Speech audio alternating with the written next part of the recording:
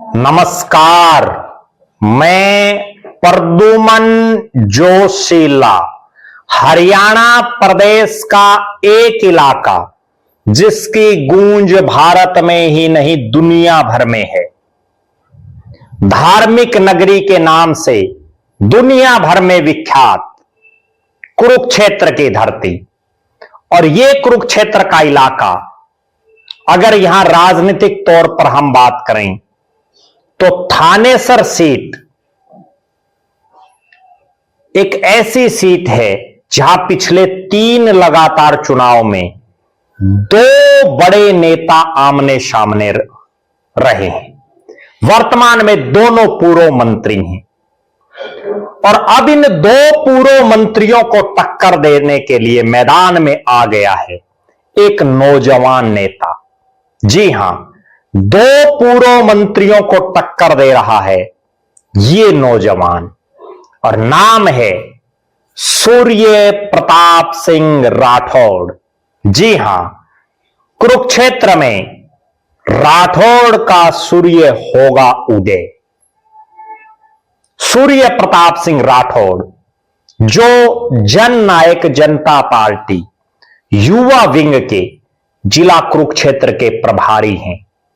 2024 के विधानसभा चुनाव से पहले सूर्य प्रताप सिंह राठौड़ कांग्रेस पार्टी के इस इलाके में एक बड़े मेहनती नेता के तौर पर जाने जाते थे। विधानसभा चुनाव से पहले उन्होंने कांग्रेस की मजबूती के लिए खूब काम किया, लेकिन चुनाव से ऐन पहले वो जननायक जनता पार्टी में शामिल हो गए। और सूर्य प्रताप सिंह राठौड़ की उपयोगिता को देखते हुए, सूर्य प्रताप सिंह राठौड़ की मेहनत को देखते हुए जननायक जनता पार्टी ने तुरंत प्रभाव से उनको थानेसर की सीट से विधानसभा चुनाव में प्रत्याशी बनाया। विपरीत हालात, विपरीत परिस्थितियों में उन्होंने चुनाव लड़ा। 2024 के विधानसभा चुनाव के बाद सूर्य प्रताप सिंह राठौड़ को पार्टी ने युवा विंग के जिला प्रभारी की ड्यूटी दी।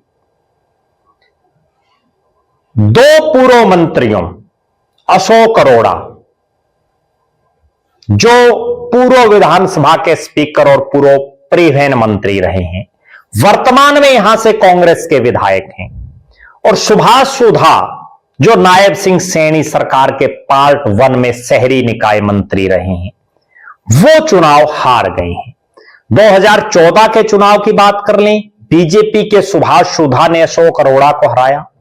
2019 में बीजेपी के सुभाष सुधा ने अशोक अरोड़ा को हराया, और 2024 में अशोक अरोड़ा कांग्रेस के ने बीजेपी के सुभाष सुधा को हराया।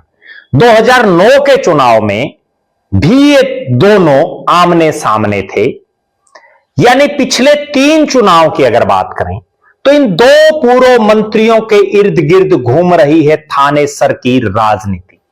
लेकिन अब इन दोनों पूर्व मंत्रियों के बीच में एक नौजवान उभर रहा है जो दिन रात लोगों की समस्याओं के समाधान को लेकर के प्रयासरत है, लोगों की समस्याओं को अलग अलग प्लेटफॉर्मों पर उठा रहा है। सूर्य प्रताप सिंह राठौड़ जननायक जनता पार्टी को मजबूत करने के लिए पूरे जिला के कुरुक्षेत्र में घूम घूम करके, गांव हो या शहरी मोहल्ले, पार्टी को मजबूत करने का काम कर रहे हैं। दुष्यंत चौटाला की अपने कार्यकाल में जो उन्होंने काम करवाए, अजय सिंह चौटाला की सोच और दिग्विजय सिंह चौटाला किस तरह से हर वर्ग की आवाज उठा रहे हैं, इन तीनों नेताओं के नक्शे कदम पर चल के जननायक जनता पार्टी कैसे मजबूत हो, उसको लेकर के सूर्य प्रताप सिंह राठौड़ निरंतर जुटे हुए हैं। आने वाला समय हर पार्टी कह रही है कि युवाओं का है। बीजेपी भी कह रही है कि हम युवाओं को ज्यादा से ज्यादा टिकटें देंगे। कांग्रेस भी यही बात कह रही है, लेकिन असलियत में युवा को टिकट दी किसने? जननायक जनता पार्टी ने। अशोक अरोड़ा और सुभाष सुधा के मुकाबले बहुत नौजवान सूर्य प्रताप सिंह राठौर, निश्चित रूप से उनका भविष्य उज्जवल दिख रहा है।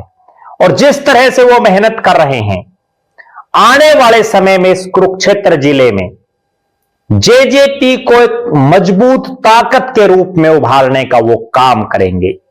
और थानेसर विधानसभा क्षेत्र में जिस तरह से वो मेहनत कर रहे हैं, वो मेहनत जरूर रंग लाएगी। आप दर्शक सूर्य प्रताप सिंह राठौड़ के बारे में क्या मानते हैं? उनके राजनीतिक भविष्य को किस नजरिए से देखते हैं? और आप ये भी जरूर कमेंट करें कि दो पूर्व मंत्रियों सुभाष सुधा और अशोक अरोड़ा के बीच नौजवान नेता सूर्य प्रताप सिंह राठौड़ अपनी एक अलग पहचान बना पाएंगे।